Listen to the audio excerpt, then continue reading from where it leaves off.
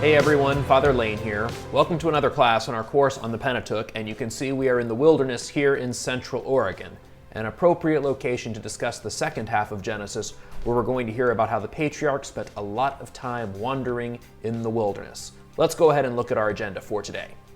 We're going to first look at the Jacob cycle, and then we'll move on to the Joseph cycle, and then we're going to make some theological conclusions about what this second half of the book of Genesis is trying to tell us. But first we review what we did last class. You'll remember that there are four main cycles in the book of Genesis. The primeval and Abraham cycles were the subject of our last class. We're now going to look at the Jacob and Joseph cycles. In the Jacob cycle, we can see this character of Jacob, who is actually the second son of Isaac. Isaac, remember, only has one wife, Rebekah. And here's what happens. These are the descendants of Isaac, son of Abraham. Abraham begot Isaac. Isaac was 40 years old when he married Rebekah, the daughter of Bethuel the Aramean of Padan Aram, and the sister of Laban the Aramean. Isaac entreated the Lord on behalf of his wife, since she was sterile. Every detail in this passage is important. First highlighted in the black, that is the Hebrew word toledot. These are those marking devices that we see throughout the book of Genesis, the different genealogies. They seem boring, but they're not. Indeed, we've already seen Toledot early in the book of Genesis. The chart you're looking at right here, these are the occurrences of that word throughout the book of Genesis. Mapped at the far left is Genesis 1, at the far right is Genesis chapter 50. So you'll see we have Toledot 3 times here in Genesis 25, and then we'll see them again at the transition between the Jacob and Joseph cycles. So this is a major structuring device within the book. Then Abraham and Isaac, these first 2 generations, and Rebekah, Isaac's wife, but this character Laban the Aramean is going to be very important because that is going to be Jacob's uncle, Rebekah's brother. And as we're about to find out, Jacob will be marrying a couple of his cousins, 2 of Laban's daughters, but that's coming in a moment. We have a problem right now though. Rebekah is sterile. Sound familiar? It ran in the family. Sarah was also sterile. So once again, we have an endangered matriarch. Just as we saw in the first half of Genesis, again and again, the chosen line that leads to Israel is threatened. But for God's direct intervention, this nation would have never come to exist. But God blesses Isaac through the birth of twins, Esau and Jacob.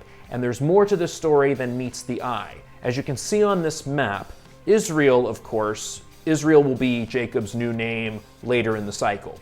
Israel will take over the land of Canaan, but you'll see the land of Edom, which is related to the Hebrew word for the color red, literally the red people. This story is describing the eventual rivalry between Israel and the Edomites, the people of Edom. Indeed, if you read the book of the prophet Obadiah, Obadiah chastises the Edomites for apparently sacking Jerusalem or despoiling Jerusalem, most likely after the Babylonians had destroyed the city in the 6th century, but that's a different story for another day.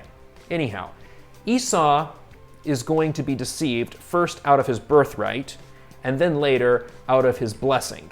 Isaac is deceived and Jacob shows himself to be quite the trickster as he conspires with Rebekah. Esau, however, makes Isaac and Rebekah unhappy, and here is why.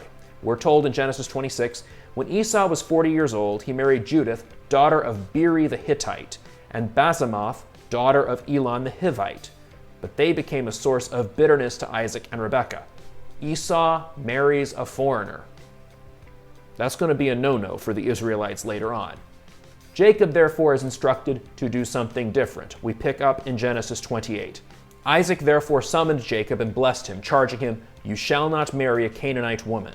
Go now to Padan Aram, to the home of your mother's father Bethuel, and there choose a wife for yourself from among the daughters of Laban, your mother's brother. May God Almighty bless you and make you fertile, multiply you, that you may become an assembly of peoples," and how he does. But notice, he is instructed to go marry a cousin. This sends him on a journey from Canaan, which is the land in the southern part of your screen, north to the land of Haran, which you can see is between the rivers, between the Euphrates and Tigris River. This is northern Mesopotamia. Once again, we're changing ecosystems. It is now Jacob's turn to be deceived by Haran, who deceives him first into marrying Leah, whom he doesn't really like because he wants to marry Rachel. But then later on, Haran deceives him to work for him for years more than he's supposed to. Jacob learned something about humility and learned something about deceit. After all, he got the blessing and the birthright through deceit. But long story short, Jacob is going to father sons through 4 different women. Leah and Rachel, the 2 daughters of Laban, his wives, as well as their respective maids. Bilhah is Leah's maid, and then Zilpah is Rachel's maid. There's something of a baby wars episode going on here.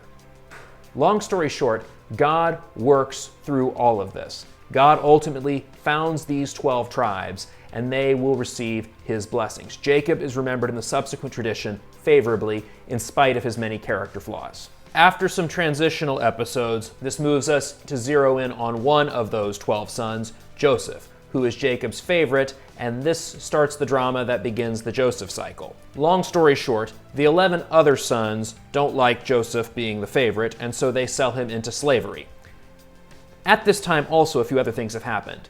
Reuben, who's the firstborn, as well as Simeon and Levi, the second and thirdborn sons who would ordinarily be privileged, have done various things to tick off Jacob, and so they've lost their prominence. And so right now you've got a battle between Judah, the fourth-born son, who's going to have a proactive role in selling Joseph off into slavery, and then Joseph, the favorite. This drama is going to be boiling under the surface as Joseph goes off into Egypt, eventually attains high position, only to be thrown into prison, but then a famine strikes, and the other brothers come to Egypt and look for food.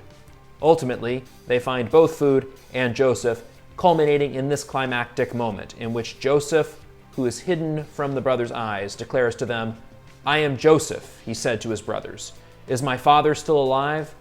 But his brothers could give him no answer, so dumbfounded were they at him.